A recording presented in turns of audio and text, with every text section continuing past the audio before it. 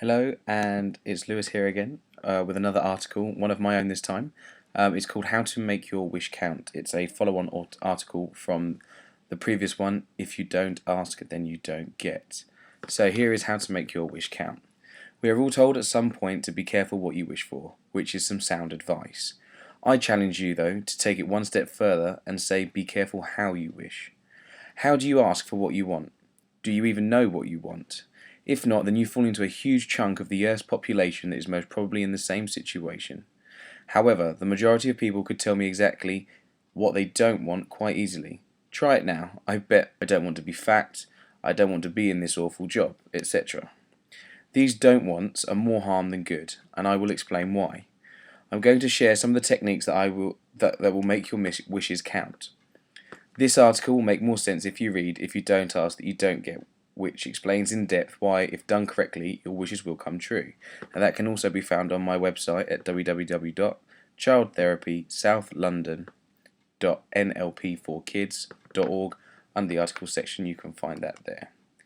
The key thing to remember is that the unconscious mind will do its best at looking out for you. It has your best interests at heart, which is good news. One of the ways the unconscious mind protects you is that it doesn't process negatives. So we'll use Johnny as our example. Johnny is 10 years old and is about to take a penalty for his Sunday league football team. If he scores this, his team will win the league. No pressure then.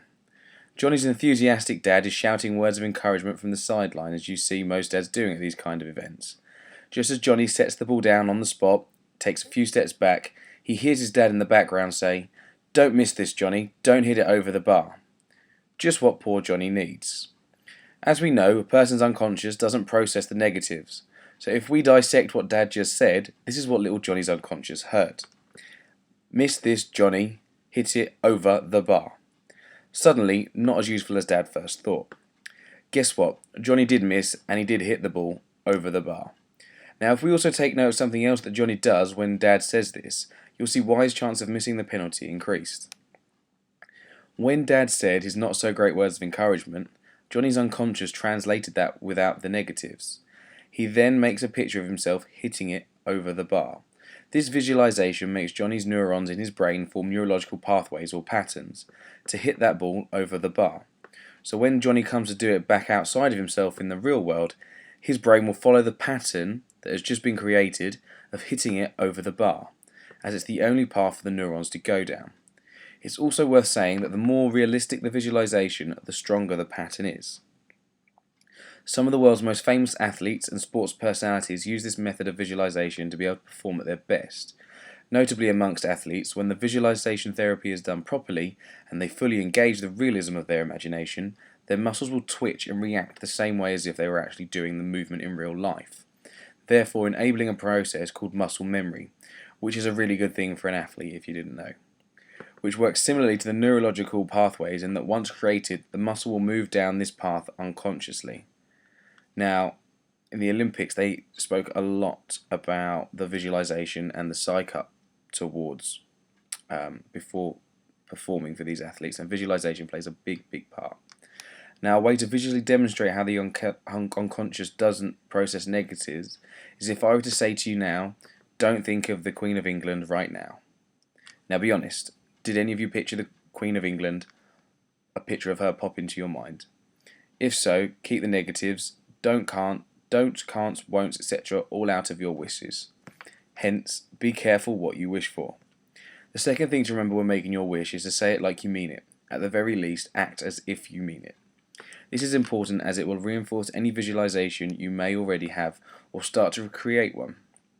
If you tell your unconscious what you want and the way you want it, then you will already start to make those positive neurological connections that in turn will make it easier for you to get what you want, as your mind already knows what path to take to get there. The act as if attitude will have some greater effects on you than you may first think. It will give you a more confident persona, which has a contagious effect in society, and will draw people and the opportunities towards you, making your wish and what you want come to you more easily.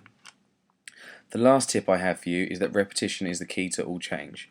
Repeat the steps above, over and over again, until it becomes a habit for you to be able to communicate what you want to both yourself and the universe. You're not born with the ability to drive a car. You take lessons and practice. At this stage, driving is very conscious. You know you're doing each clutch and gear change and every glance in the mirrors. After your first year of driving, it becomes an unconscious habit to shift between gears whilst using the clutch at the same time. You're not trying to sit so close to the windscreen so you can see the front of your car.